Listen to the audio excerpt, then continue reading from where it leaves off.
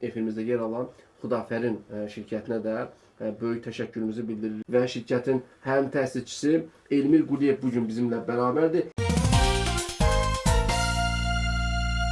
Macarıstanda yaşamağa necə uyğunlaşırlar? Mənə görə çox rahat öyrəşilə biləcək ölkələr arasındadır Macarıstan. Mənim üçün çox asan idi. Çünki məsafə olaraq bizə yaxın idi. Yəni birbaşa uçuşumuz var idi. Gedib gəlməyimiz rahat olurdu. Məsələn, Darxanda və s. eləyəndə. İnsanları mənə görə çox istiqanlı idi. Yəni belə deyək, mənimlə münasibətləri kifayət qədər yaxşı olurdu.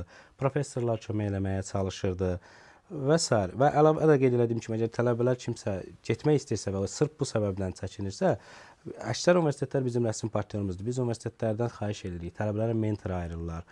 Onların adaptasiya periodunu keçə bilməkləri üçün axıra qədər təyyarədən düşəndən SIM-kart alana qədər dəstək ola bilirlər mentorlarımız.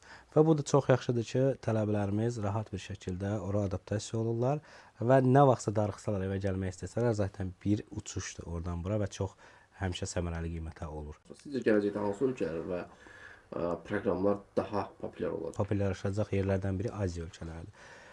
Bura daxildir Çin, Koreyanın özü, Singapura geniş tələb var hal-hazırda və mənə görə Aziya gələcək yaxın bir neçə il ərzində populyar olacaq. Bağlılar deyirlər yazır ki, Avstraliya təhsili bahalı olar. Avstraliya təhsili bahalıdır, bu bir mənalıdır, yəni ucuz universitetlərin təhsil haqqıları və s. Amma çox təşəkkür edirik ki, Azərbaycan Dövlət Təqaüd proqramına bunu bizim tələbələr üçün əlçatan edir. Yəni siz onların verdiyi prioritet siyahıdan olan ixtisas üzrə qəbul alarsınızsa və minimal tələbləri qarşılayarsınızsa, Azərbaycan Dövlət Təqaüd proqramı həm sizin təhsil haqqınızı, həm yaşam xərclərinizi, həm viza xərclərinizi, sığorta xərclərinizi və gediş-gəliş xərclərinizi qarşılayır. Ona görə də bahadırmı? Bəli, özü bahadır, amma bizim üçün Dövlət Təqaüd proqramı təşəkkürlər olsun ki, bunu asan eləyir. Hər kəs təqaüd qazana bilər, yoxsa bu yalnız belə bir söz var, güclülər üçündür? Bu nöqtəyə toxunmağı çox istəyərdim və biraz nitqimin başında toxunmuşam. Təqaüdlər üç növ olur. Yəni təkrar bu mövzuda detallı açıqlama vermək istəyirəm. Akademik təqaüdlər, bunlar güclülər üçündür. Kimin ki güclü nəticələri var, təcrübələri böyükdür, beynəlxalq sertifikatları böyükdür, əlavə aktivitetləri var. Bu güclülər üçündür. Var sosial təqaüd. Sosial təqaüd deyir ki, universitetdən qəbul al və bir də mənə göstər ki, sənin maddi imkanın mənim ölkəmdə gəlib təhsil almağa yetmir. Mən sənə təqaüd verəcəm. Bu akademik nəticələri aşağı olub, hətta güclülərə də aiddir, amma yenə də əsasən akademik nəticələri aşağı olan tələbələr istifadə edə bilər və maddi imkan aşağı olan tələbələrə aiddir.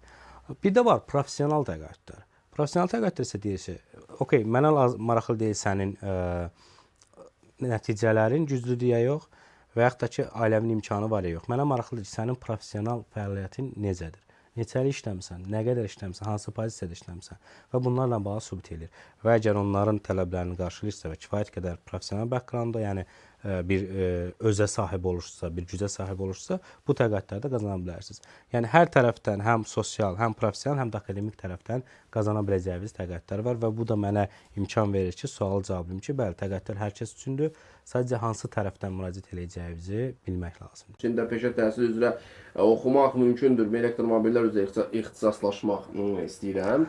Sizin sahəniz uyğundurmu? Biz sırf peşə təhsili ilə bağlı müraciətlər həyata keçirmirik, amma şəxsin ingilis dili biliyi varsa, qısa müddətli müəyyən bir proqramlar üzrə hazırlıqlar olur. Məsələn, diplom proqramları deyirlər buna. Gedir, öyrənir və gəlir. Amma dil biliyi varsa bizim səhifəyə yazsın. Biz təbii ki, onunla bağlı yaxından yardım göstərməyə çalışarıq. Proqram çərçivəsində ixtisaslar məsələsi, ən çox müraciət olunan ixtisaslar nələr? 15 prioritet ixtisas qrupu əlavə edilib, amma bizim statistik tərəfdən ən çox müraciət olunan hansıdır desək, təbii ki, mühəndislik yönümlü ixtisaslar,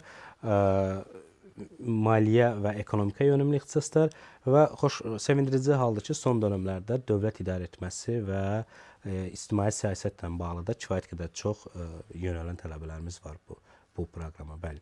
Ümumiyyətlə təqaüdlər 3 qrupa bölünür. Var akademik təqaüdlər, yəni tələbənin öz akademik keyfiyyətlərinə görə verilən təqaüdlər. Bunlardan ən başlıcası məsələn Azərbaycan Dövlət Təqaüd proqramıdır.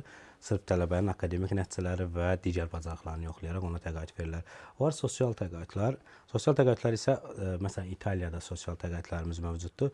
Bunlar tələbələrin ailələrinin maddi imkanlarını analiz edərək onlara təqaüd verirlər. Bir də var professional təqaüdlər, yəni tələbənin akademik nəticələri aşağıdır. lakin iş təcrübəsi və karyerası kifayət qədər böyükdür. Bu tipdə təqaüdlər, məsələn, İsveçrədə, İngiltərədə və sair bu tipli təqaüdlərimiz də mövcuddur. Niyə populyardır sualına cavab isə təbii ki, populyar olmağının əsas səbəblərindən biri tələbələrimiz dünyanın ən yaxşı universitetlərində, məsələn, MIT olsun, Oxford olsun, Imperial College London olsun, bu tipli top 10, top 100, top 500 universitetlərdə hər hansı bir əlavə xərc çəkmədən, yəni həm təhsil haqqları qarşılanaraq, həm aylıq belə deyək, yaşayış xərcləri, yataqxana xərcləri, viza xərcləri qarşılanaraq təhsil ala bilirlər. Təbii ki, bu da tələbələrimiz arasında ciddi marağa səbəb olur və tələb də bu üzərindən çoxalır təbii ki. Təşəkkür edirəm Elmi bəy. Çox maraqlı bir efir üçün dinləyicilərimizə də minnətdarlığımızı bildiririk. Suallarımız da oldu. Bunlar bizim efirlik olan suallarımızdır, amma yenidən suallar yarandısa və özünüzü Xudafərin xarici təhsil şirkəti üzrə davamlı getmək və inamla getmək istəyirsinizsə, Xudafərin xarici təhsil şirkətinə müraciət edə bilərsiniz, sosial media səhifələrini yaza bilərsiniz. Z Xudafərin də ingiliscədə yaza bilərsiniz və müraciətlərinizi edin. Dəvətimizi qəbul edib gəldiyi üçün də Elmi bəy sizə təşəkkür edirik. Belə bir saat oldu. Çox sağ olun vaxtınız üçün. Minnətdaram.